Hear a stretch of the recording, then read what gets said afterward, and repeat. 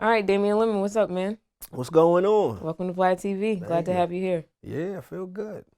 All right, so I read that at 27, that's when you begin your career in comedy. Yeah. Why 27? Took me a minute to really just build a nerve, you know? Like I wanted to do it, but it just took me a while to really get around to it. Yeah. And working on MTV, how did that all come together? How did MTV happen?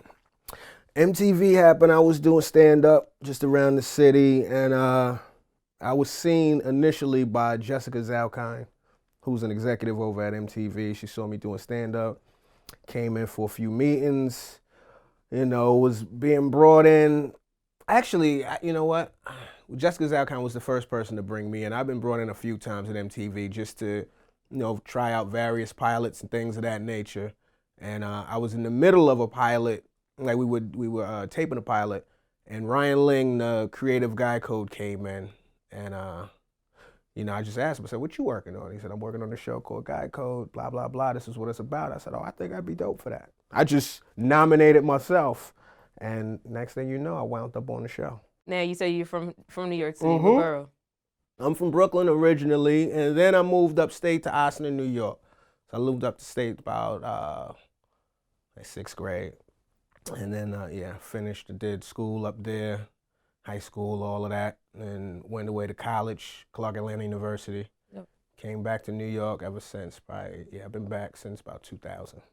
What were you majoring at Clark? Psychology. There's definitely a little bit of a disconnect there between the Nah, not really. Comedy is just, psychology is the study of behavior. Comedy is just watching behavior and observing. There's a lot of observation going on, so they relate. Let me know what you got in store for us. What do I have in store for you? Stay tuned. I'm hosting a new show on TruTV called Comedy Knockout. It's a comedy show where we feature comedians, a panel of comedians, and we give them material for them to riff on, and the funniest reigns supreme. It's going to be in front of a live studio audience, so the crowd is going to be the judge. I think it's going to be pretty interesting. It's going to be fun. That should be dropping maybe in April. Okay. And say TruTV is definitely stepping it up with their comedy. TruTV's definitely they started to get, committed to the comedy game. It's a lot of stuff popping up on there. And I'm excited to be over there. So that's been fun. And beyond that, I got a podcast, In the Conversation. That drops every Wednesday. And beyond that, I'm on the road. You go to DamienLemon.com to see my dates. That's it. I'm out here telling these jokes. So what were your thoughts on Straight Outta Compton getting snubbed? Well, it didn't get snubbed. The funny thing was the only white guy, the screenwriter, he got nominated for one of the blackest movie of the year. Yeah, but it was actually two writers. So that was kind of wild. I thought Jason Mitchell should have got a nod. I think the kid that played Eazy-E, he killed it, So much so that it made me even respect Eazy-E just a little bit more. Because when I was growing up, Eazy-E was always painted to be the villain. You know what I mean? But I think that the dude Jason Mitchell kind of brought him to life a little bit more, and you kind of seen a little bit more depth to the character. Right. So I thought that was cool. On top of that, there's a lot been going on just with the Oscars in general. Yes. I'm sure you're aware of Jada Pinkett and Aunt Viv. Aunt Viv #1. Janet, what is it? Janet Hubert? Janet Hubert. Yeah. They had a little back and forth. It's interesting. It's an interesting beef because it feels like the boycott seems a little bit more personal.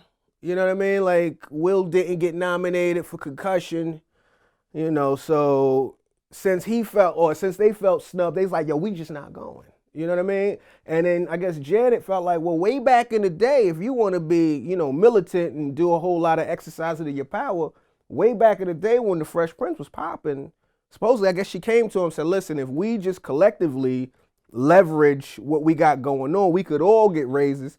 And he wasn't trying to hear that. So that's an old beef. Them old beefs, they die hard. Right. Yeah. It's unfortunate. I feel both ways about it. I feel like, I would love for black actors and black films, black entertainment to be respected overall by the Academy. Right. But at the same time, I'm not trying to chase down validation. And it's an award, you know what I mean? Like a lot of the stuff going on. Yeah, it's a trophy. And at the end of the day, it's a trophy, you know, so.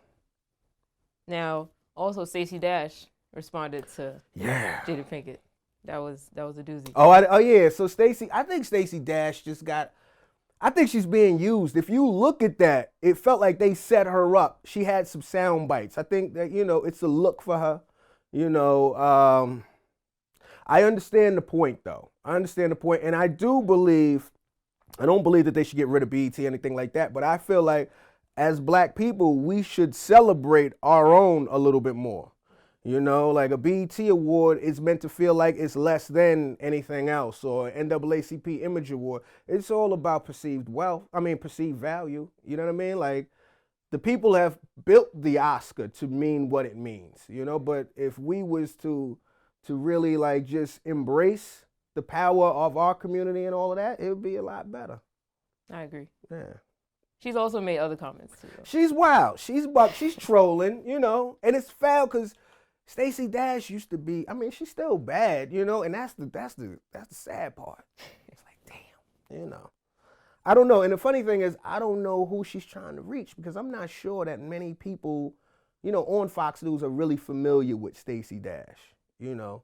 Well, just in recent years. In recent years, but they don't know her, you know. They might know Clueless. That's probably her biggest, but shit.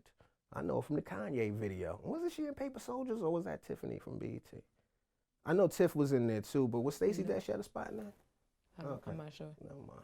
I'm about to say I don't know. Go to Google. All right, go ahead. So I guess that just leads into my next question. Go ahead. Do you think black people should boycott the Oscars? If you want to, we not gonna watch the Oscars? I think a lot of people haven't been watching the Oscars like that in the first place. It's you know, it's not the hardest thing to boycott. You know, this isn't like the NBA Finals. You know what I'm saying? This is the Oscars. It's been white for years. He probably got something going on in LA where he might have needed that shit. I don't know why he showed up with it. Probably thinking like, man, little young wild nigga from Chicago like guns. Want to see a gun. It was a nice gun. It was nice. Little to none. I just got in a little altercation. And I guess that other case was so weak, they wanted to put something on me. And so they charged me with a riot in the penal facility. So it was really just a regular fight? It's a little physical altercation.